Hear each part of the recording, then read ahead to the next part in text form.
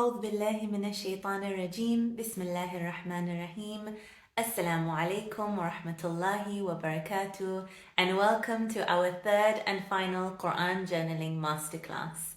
If you've missed the first two masterclasses, they are available on our Instagram page and also on our YouTube channel. The first one was with Sister Nazmina Danji, and we talked about how to get started with Qur'an journaling. The second was with Ustada Fatima Megji, and I talked to her about just summaries and their importance and how to do them. So they're both available online. We actually mentioned a lot of resources that are available for Qur'an journaling, so have a look at those as well, inshallah. Today, it is my absolute honor, my absolute pleasure to have my very own brother with us today. He is an Islamic scholar, an academic, and also a teacher. And he has a really amazing Telegram channel that you can follow all of his work and amazing articles and posts that are really inspiring. So I would highly recommend you to follow him on Telegram. I'm just going to put the link to his Telegram channel in the comments, and I'll also post it on our stories shortly, inshallah. Many of you had mentioned that you were interested in trying to help your children to build a relationship with the Quran, or your teenagers. So Dr. Zoheir Esmail also has courses for teens and also for families to join together to have a good relationship with the Quran and many other topics. So if you're serious about really building this relationship over the year, then I would suggest, highly recommend that you get into contact with him and see what courses he can provide for you, inshallah. So without further ado, I'm just going to try and add him here. Second.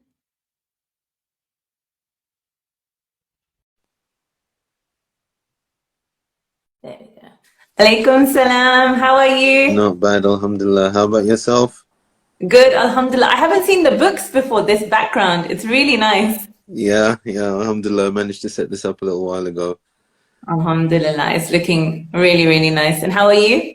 Alhamdulillah, all is good. This is like just our normal FaceTime conversations. Exactly. Alhamdulillah. But today we have a really cool and important topic to talk about, which is building a relationship with the Holy Quran. Ahead of the month of Ramadan, this is one of the most important topics. Yeah, absolutely. I think it's the concern of every Muslim, to be honest, because we all want to have that relationship. Sometimes, we can feel that life takes over. It's hard to build relationships generally, hard to even sometimes maintain relationships with the people around us. And the Quran falls in that category as well. We need to constantly be thinking about how to develop our relationship. Absolutely, absolutely. So we're here to have your advice about how to do that. So especially when time is limited sometimes, and like you said, it's difficult. What tips and advice can you give us? Let's get straight into it. Okay, all right. I mean, there are different levels, I think, of tips and advice, because different things work for different people. So one of the recommendations I give for people that do feel that they have spent a long time not looking at the Quran is to think about how they can integrate a few minutes per day in an activity with the Quran that is not necessarily only reading. Because I feel also when it comes to our relationship with the Quran, our relationship with the Quran develops as we develop, as we become older. Perhaps when we were children, the main concern was recitation. The main concern was recitation because communities felt that it was important that we read in Arabic, and of course it is very, very important. So, but the thing is that when you're reading something that you don't understand in a foreign language, it's very hard to interact with that text at all. So, but the unfortunate thing is that sometimes that's where the relationship with the Quran stops. We are for years and years and years reading the Quran in Arabic, maybe just trying to read more of it, becoming more fluent at reading it. You know, month of Ramadan is going to come. Many people will have the idea that, you know, I'll try and finish the Quran in this month, or try and finish as much as I can in this month. And it all centers around reading. And while, of course, reading has its benefits, it has its blessings, if that reading is without understanding, that obviously that blessing is also limited. So what I recommend for people who are basically distanced from the Quran because the relationship is only about reading, is to spend, you know, 5 minutes at the beginning of your day of tasks. So if I give you my day, for example, my day will usually start with me making a cup of coffee and sitting in front of my computer. And then is crunch time. If I start checking something, you know, some kind of news or sports or something like that, that's 1 hour gone. If I'm more responsible and open my email and see what stuff I should have been looking at, you know, perhaps the hour will go better. And if I open my research, that's a really good day. But what I say is that, you know, before you do this, when you sit down for your cup of tea, open the Holy Quran and take a look at a verse. And you don't have to, you know, make this difficult for yourself. Don't sit there and kind of be like, now I must extract something in this 5 minutes that I have here. If it is as much as reading through that verse and, you know, nothing comes to mind, that's okay. You know, that's just one day. You know, when you do this for you know, for a couple of months or, you know, even a couple of weeks, what you'll find is that some days things will come to your mind, and some days you will have some kind of inspiration or something like that. And I think even in the beginning of, I'm not sure how many of the listeners have got the Qur'an journal, but I've written an introduction here. Well, of course, we've got it here.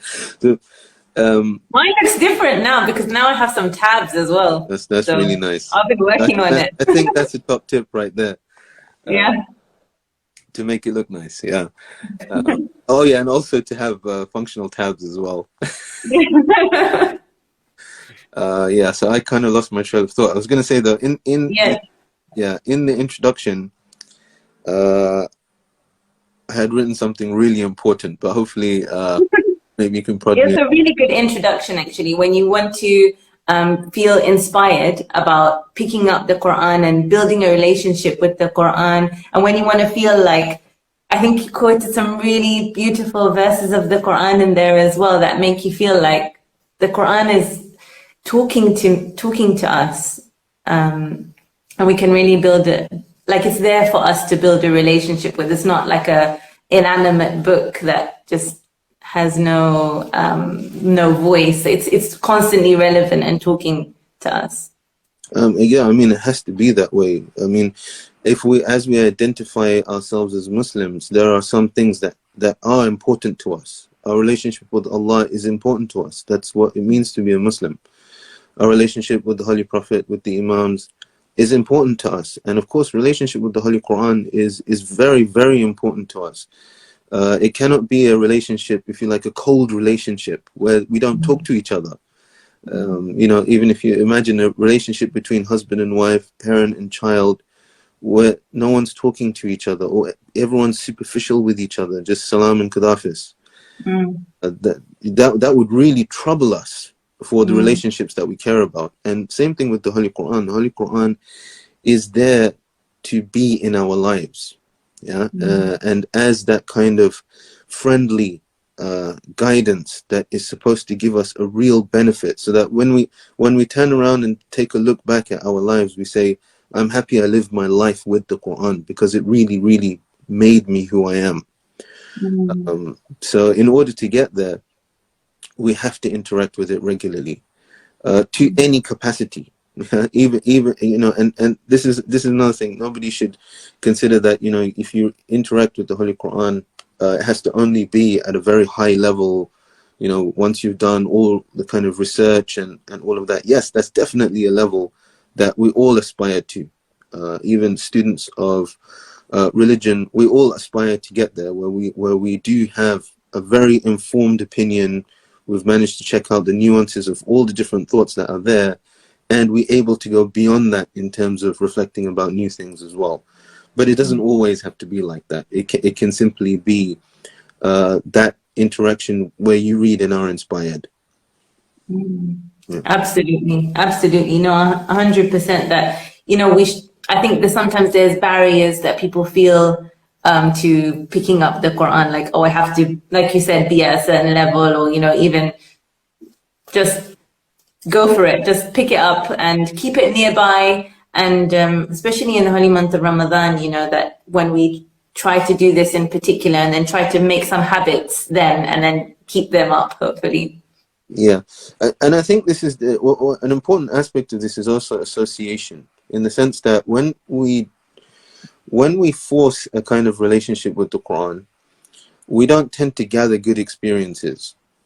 We gather experiences of boredom. We gather experiences of forcing ourselves. We gather experiences of, you know, not understanding what we're doing, and so on and so forth. And these kind of experiences then subconsciously, you know, add up. And then what might result is a kind of avoidance, you know, in the sense that you don't want to go through those feelings. You don't want to feel that heaviness. You know, we don't feel that way when we're switching on the TV to watch Netflix, because that's not what happens. You know, when we watch Netflix, things are, you know, we remember, we have good times, we relax, you know, things are good. So that's also, I mean, I don't mean that the Quran should replace Netflix, or, you know, to even compare them at all. But what I mean is that the association with the Quran, having good experiences, building up a repertoire of memories where it is inspirational for you, where it is relaxing for you, where it does help you. These now, if you like, also go into the subconscious. And then we don't feel that kind of, not just distance, a kind of repulsion from the Holy Quran as well. And we try to do this for our children all the time, but now it's important for us to also feel that way. Yeah. I mean, I remember I was reading an article recently, a news article, talking about a problem in society, and the article was simply saying, well, you know, if the parents have this problem, then obviously the children are going to have the same problem. If we find that our relationship is suffering, then we can't expect our children to just or if you like, automatically have that connection to the Holy Quran. They need to they might themselves get there, but many times they need to pick up things from their parents as well. Absolutely. So we're learning now about how to have some good tips to build a relationship with the Holy Quran. Okay. And you mentioned some amazing ones in the introduction. Could you give us a few examples of some? Yeah. Okay, so one of the tips that I've put in here, and these, by the way, these tips, I didn't just make them up. I went and looked around at quite a bit of literature on how to build a relationship with the Holy Quran, what kind of tools and tips people should use in order to help their reflection. Because even when I say reflect on, sometimes that's, okay, how do I reflect on, is then the follow-up question. Yeah. So what these practical tips tried to do was to tell you how to reflect on, but also the final paragraph here is really also helping you to try and depthen the level of that reflection as well. But one of the things I've put here is to visualize. Okay, to visualize the situation that's being put in front of you. And for that, I want to take us to an example in Surah Al-Baqarah, number 166 to 167, which, by the way, when I was looking for this in I know it's on page 25, I think. Sorry, page 26. Yeah, page 25. Page 25 of the Uthmani text. But what has happened in the Qur'an journal is that we've put the summaries in the middle. So the page number the page numbers are not the same. What verse did you say it was? Yeah. So this is a tip, I think, for the next you know, the next run. Hopefully we can adjust the page numbers. So 166 actually turns up on page 30 of the Qur'an journal. And here what we're looking at, okay, so 166 and 167, what we're looking at is a situation which is going to occur on the Day of Judgment.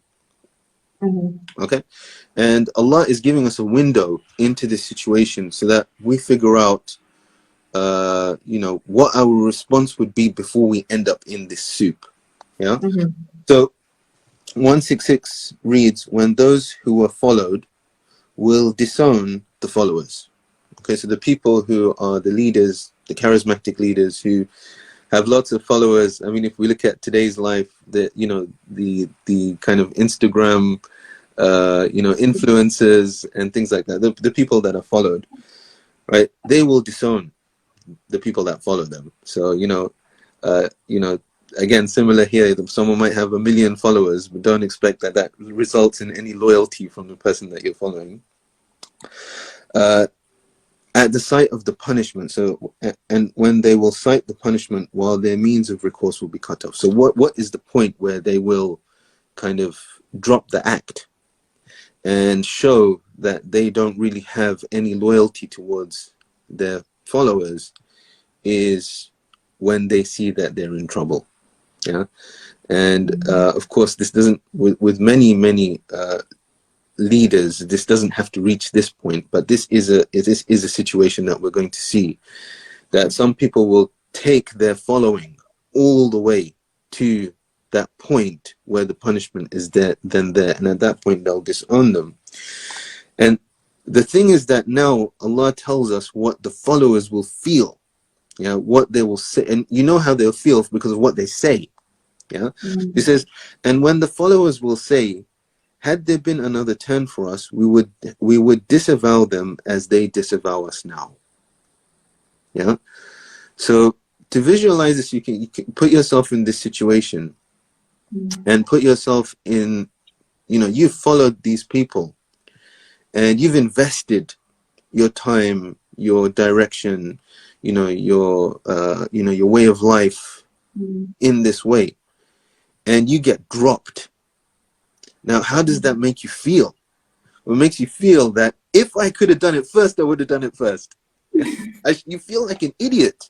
Yeah, I was going to say, I think you'd feel really, you'd feel like you had been duped. You'd feel like you had wasted your time and your effort, and that everything you had done was just nothing. Yeah.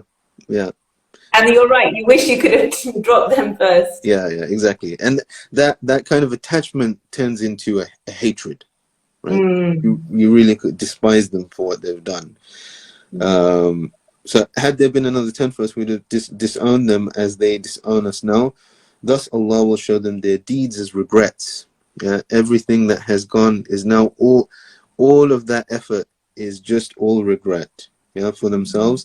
And they shall not leave the fire, because at the end of the day, they also have to face the consequences of, the things that they've done as well. So, the tip about visualizing is to, we've spoken about it briefly, but it is to really put yourself in that situation. And when we truly put ourselves in that situation, that gives us a lot of pause for thought. You really don't want to be here. And our life experiences as well also help us to visualize this, because this might have happened to us in our lives, and definitely as children, there's one ringleader, you all go and do what the ringleader says, and then all of a sudden you all get caught, and the ringleader goes into the room with the teacher, and then you all get in trouble. And they walk away scot-free because they grassed everybody up, but it was their idea in the first place, and it's they make out like it's not their idea and they get away with it. So we're kind of might be conditioned even to think this way, but this can happen in life where somebody is led all the way to this situation. So the thing is that once we can visualize this, I think there's a lot of things we can take away. We can take away that there are some people in this situation.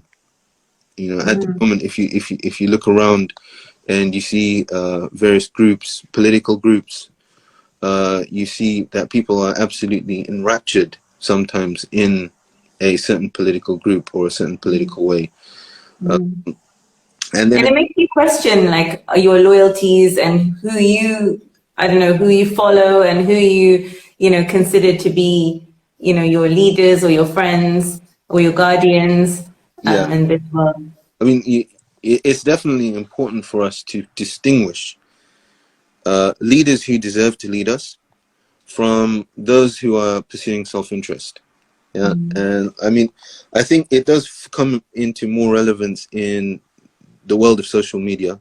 But in the world of social media, everyone has a face, yeah, and it's not going to be really, the true face of that person, and you could perhaps get taken into that. I mean, there's a lot of conversation about these hijabi Instagram influencers that then took off their hijabs. Yeah, so if somebody gets involved in that, follows that, and then figures out that the honest truth is the Instagram model never cared about any of their followers at all, and never will. They'll probably never even meet them.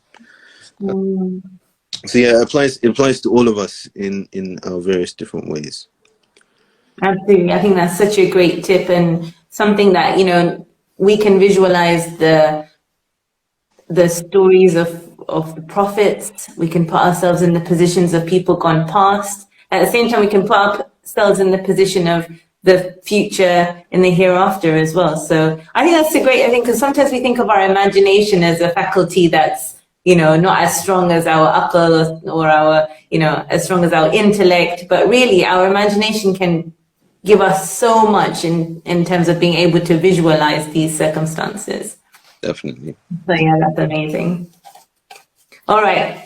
I've got my first top tip, which is to use visualization in building a relationship with the verses and interacting with the verses. What else can you tell us? Okay, so I mean, looking back at some of the advice that is given here, the other one is to look at the verses and to kind of take the emotion and the sense of how something is being said. There's one thing is that what is said, the other is the way that it's said. So the example that I want to give you is one that I can't find at the moment, but it's a very well known verse of the Holy Quran, where Allah subhanahu wa ta'ala says, "Remember me and I will remember you, and be thankful to me and do not be of those people who are unthankful." If you just give me a minute, we'll be, okay, so this is verse, again, Surah Al-Baqarah. This is verse number 152. Should be page 23, but we'll see where we end up in the Qur'an Journal.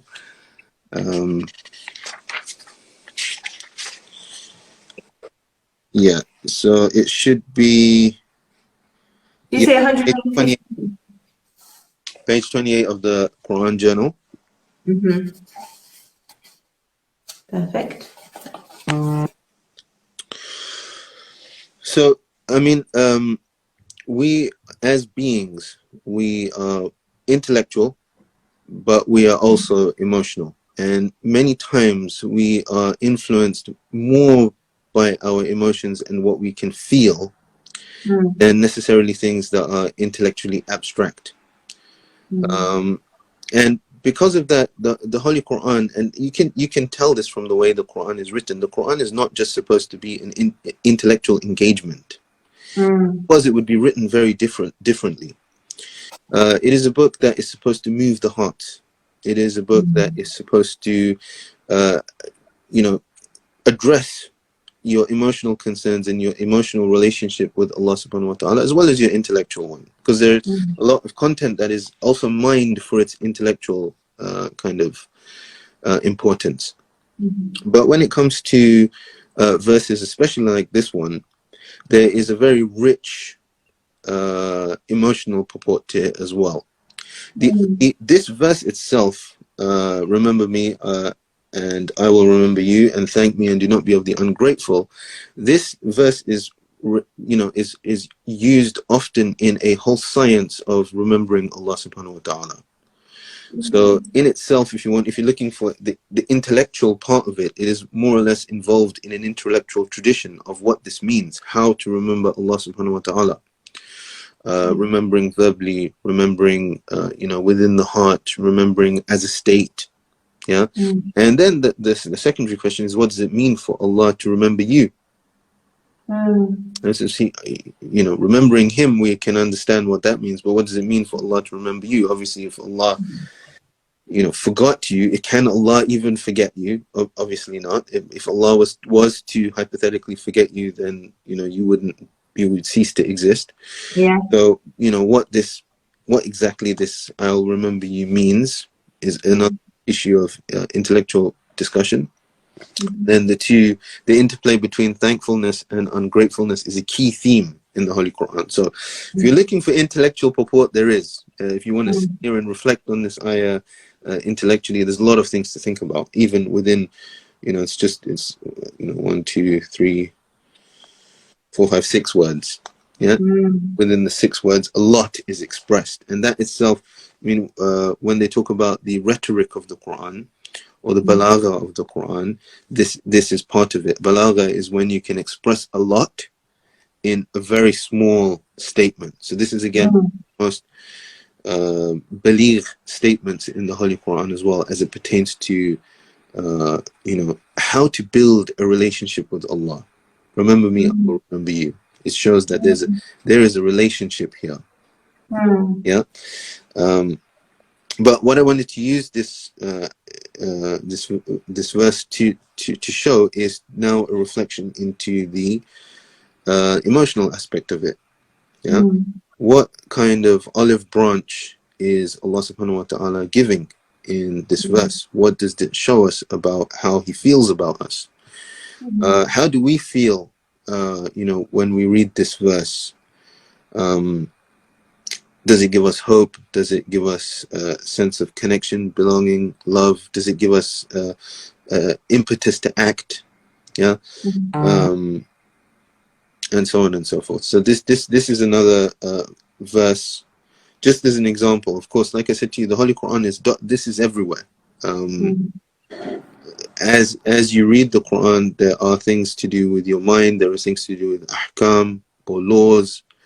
But there is also interwoven spirit and feeling that we also need to connect to, because as human beings, we have those needs.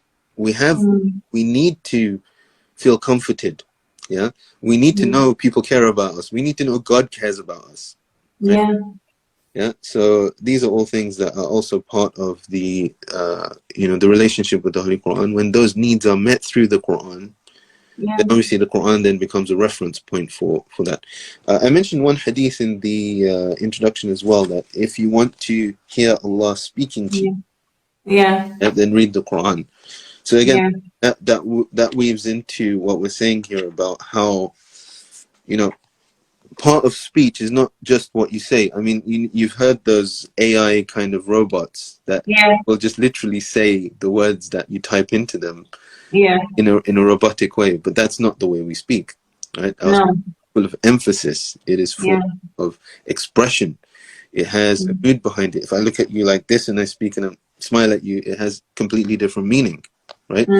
Tone of voice has a different meaning, and what I say and how I say it is extremely important, right? So all of this, we have to, these are soft things.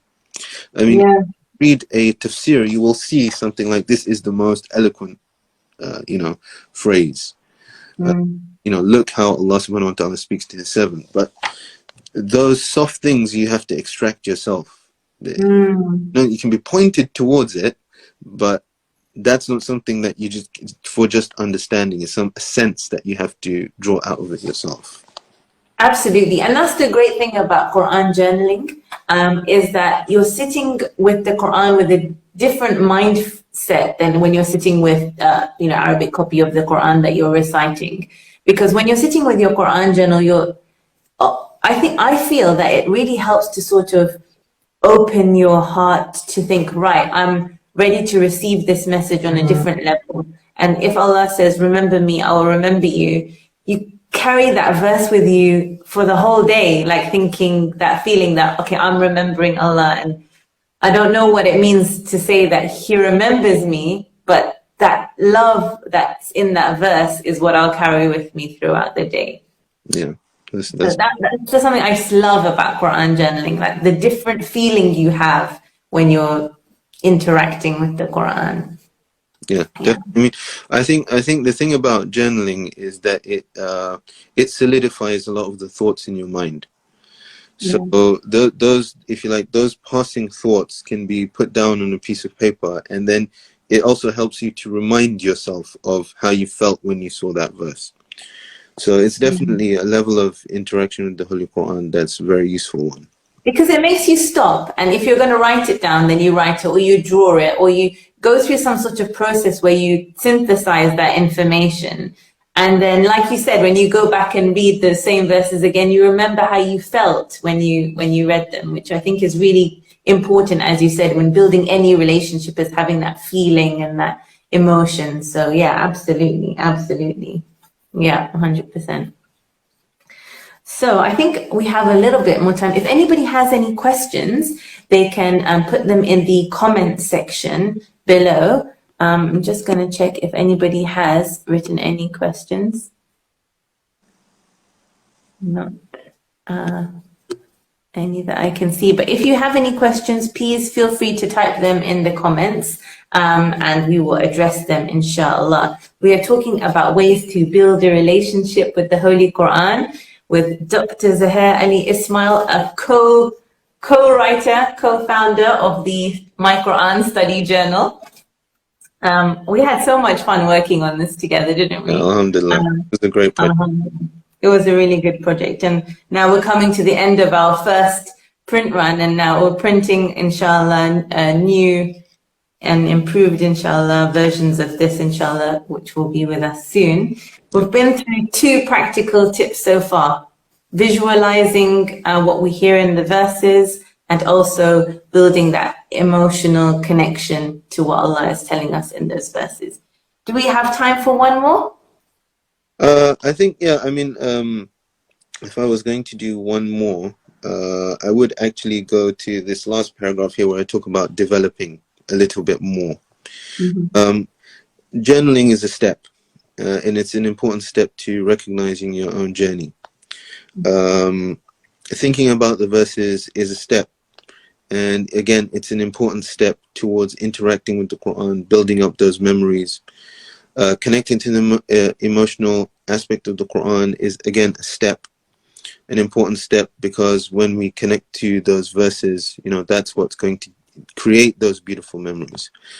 But we need to always be looking at further steps.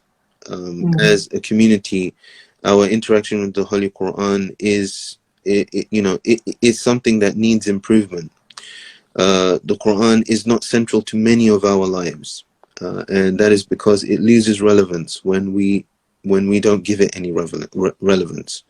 When it is put to the side, you know, that's where it will be. So our journeys with the Holy Quran are something that we need to take personal responsibility for, something that we need to find important in our lives. And for that, the more we equip ourselves, the better we can do all of those activities that we want to do. So, you know, when we are reflecting, if you like, cold, yeah, opening and reflecting, that's one level. But when we have more context about the verses that we're looking at, a deeper discussion on what the verse actually means, because you'll be surprised how much of the tafsir literature is actually just explaining what the verse means, literally what the Arabic means. So, you know, when you read the Quran, you read it in translation and you're not sure what it means, don't worry. You know, even those people reading it in Arabic sometimes are reading it and they're not sure what it means. There are words in the Holy Quran that are not normally used in the Arabic language. There are ways of speaking in the Holy Quran that are not, you know, not always usual. There are things that are left out. There's a whole bunch of literature on what is left out, if you like, of the sentence. You take, just as an example, the Bismillahir Rahmanir Rahim, in the name of Allah, the Beneficent, the Merciful, is an incomplete sentence. What in the name of Allah? So yeah, so there's also a lot left out. Now, to access all of these things, we need to go on a journey of studying the Holy Quran. So beyond the initial reflection that we can have, to go beyond that and learn about the Holy Quran, so that we can think about it on another level. And for that needs a lot of personal, if you like, devotion to be able to do that. There is a whole plethora of literature in the English language that we do have access to. But again, because there are different approaches to the Holy Quran, it's important to deal with this information in a responsible way. So we need to seek out classes, we need to seek out discussion circles, we need to create discussion circles together, right? Yeah. Reading groups where we read through some of the literature together, reflect on it together, have ideas on it together, engage with it together. And then if we need help, we need to find people who can help us, if you like, deal with that literature and move that thinking and progress that thinking onto deeper and deeper levels. Because as you know, there are hadiths that talk about the Holy Quran, talk about different levels. The Quran has many, many levels. And one of the ways these levels are interpreted is to look at, instead of thinking about vertical levels, there are definitely vertical levels as well, but horizontal levels, i.e. that the Quran has got different aspects. Yeah, a certain verse, if a person is thinking in a certain way, they will extract one thing. Another verse, if another person is thinking in another way, they'll extract another thing. So all of those different levels are things that we want to develop. And I'm kind of haunted by a group of hadiths. There's a group of hadiths talking about the attributes of the Shia.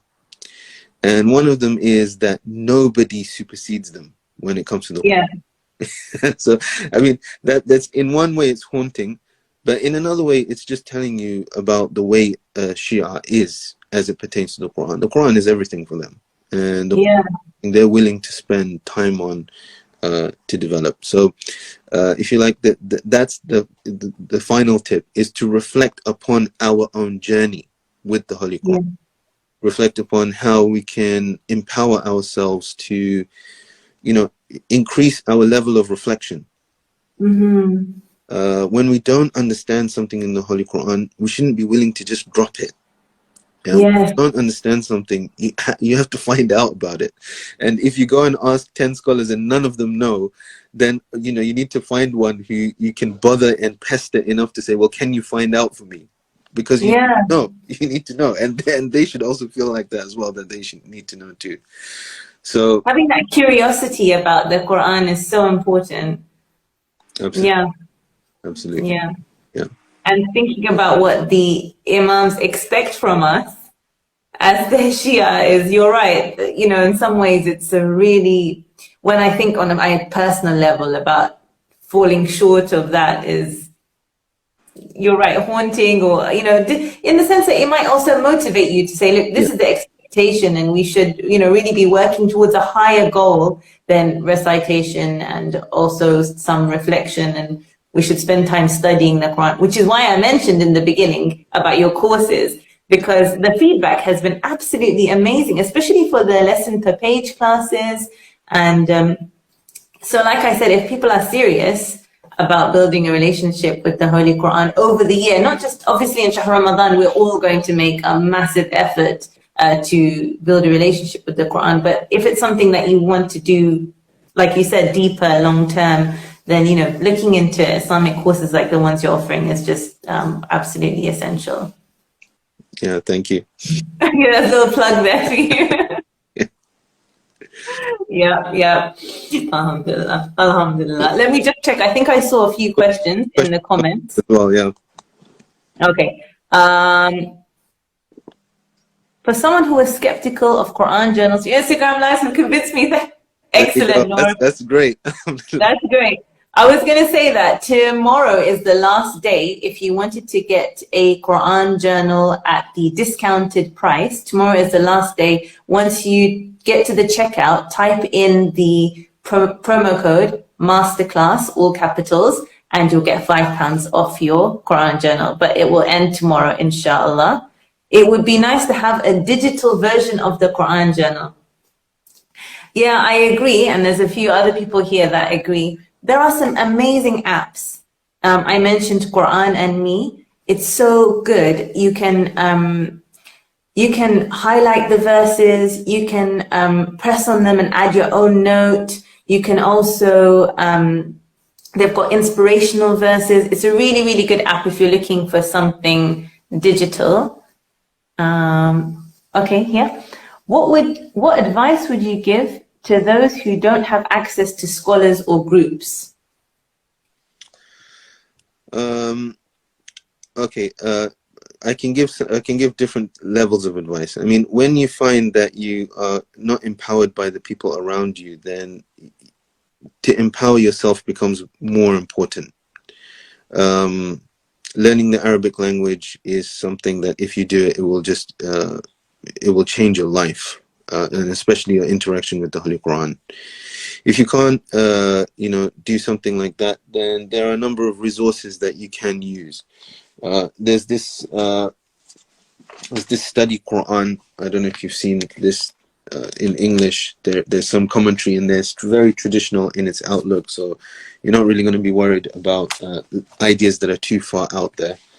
There's the commentary of Puya, and there's some other English commentaries slowly coming out. So I believe a number of the volumes of Ayatul Makarim Shirazi's tafsir have been translated by I think it's called Islamic Publishing House, Sheikh Salim Bimji. And there are some other resources like that. So when you're not necessarily supported by those around you, you have to support yourself a little bit more, trying to access that which you can access, which is good.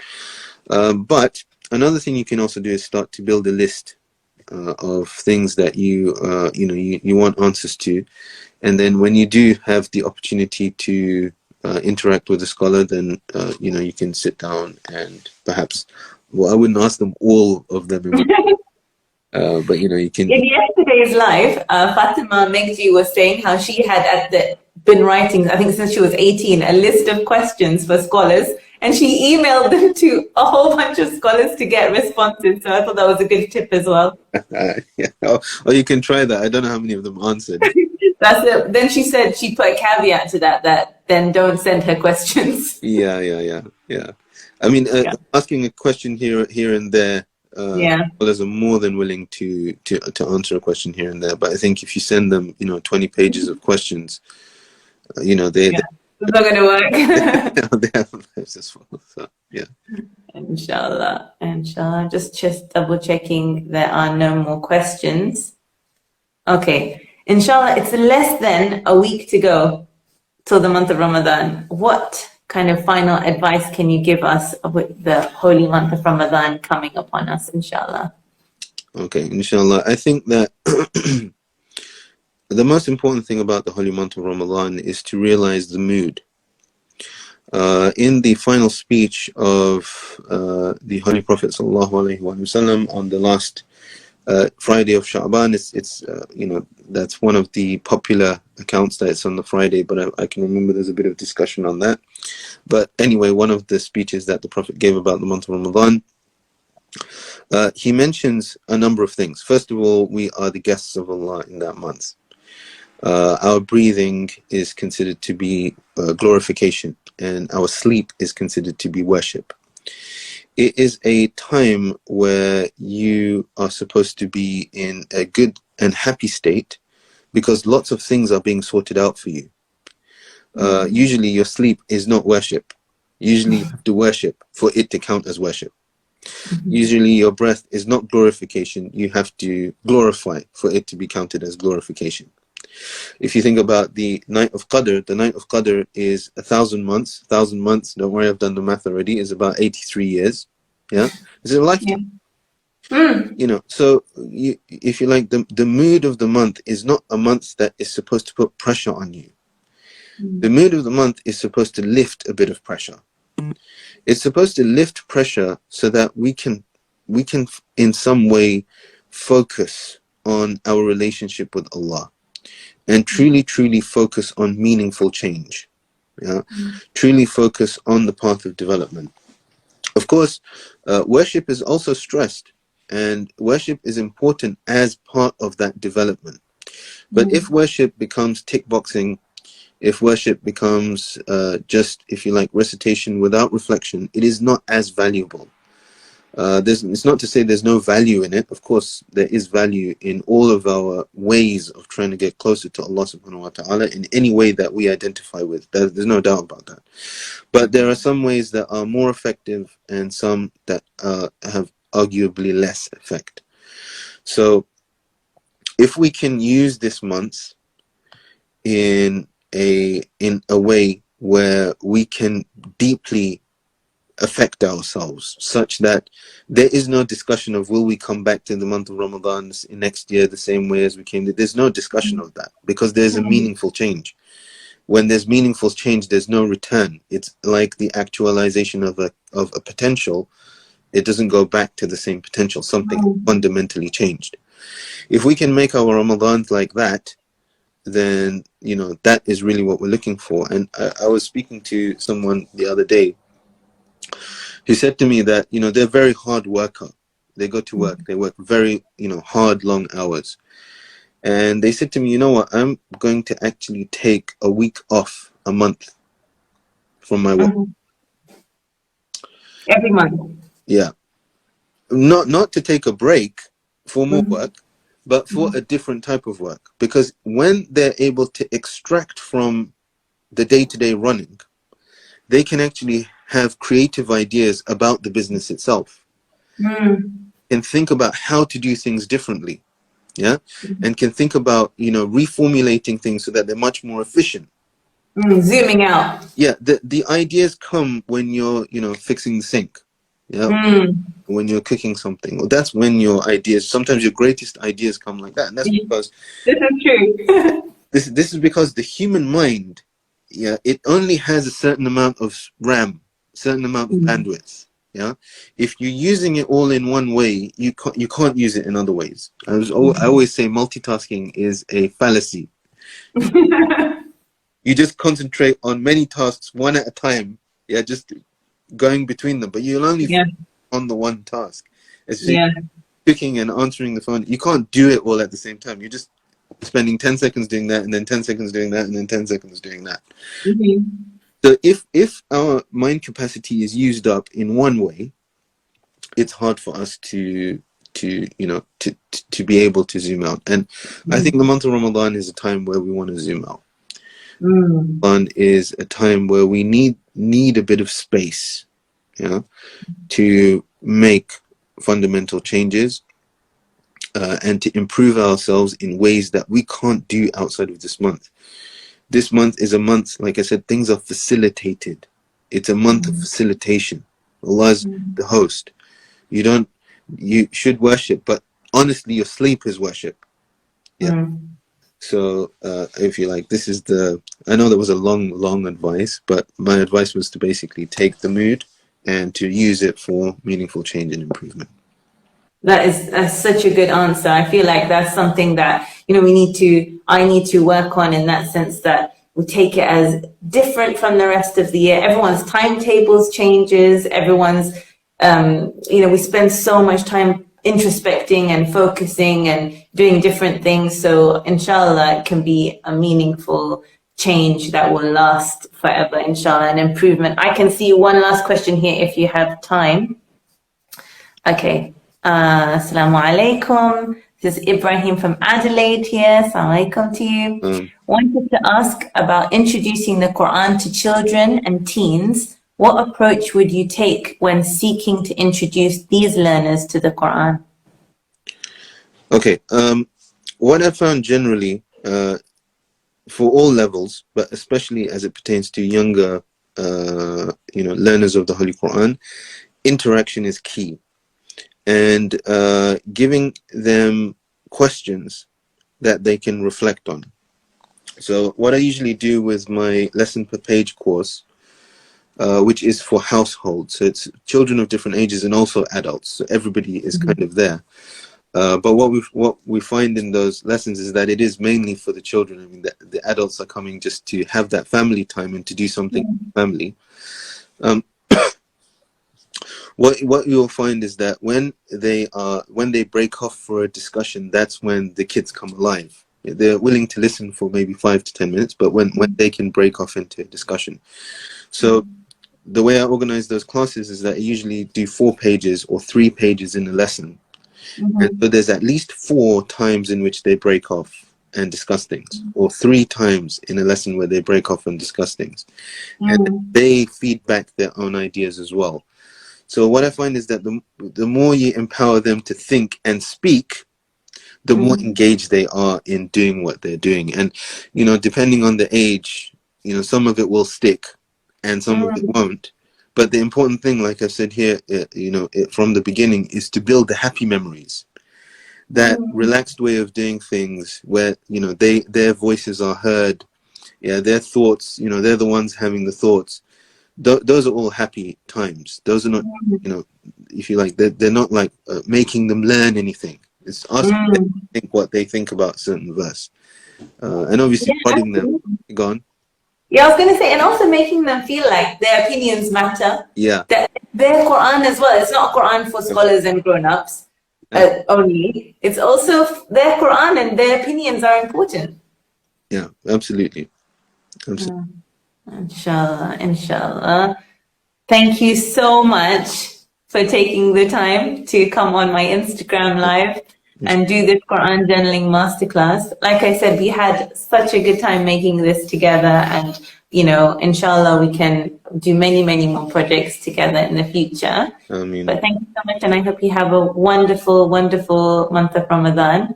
And to everybody listening, thank you so much for listening to these 3 masterclasses. And I hope you all have a wonderful Ramadan, and thank you so much for letting us be a part of your Quran journey.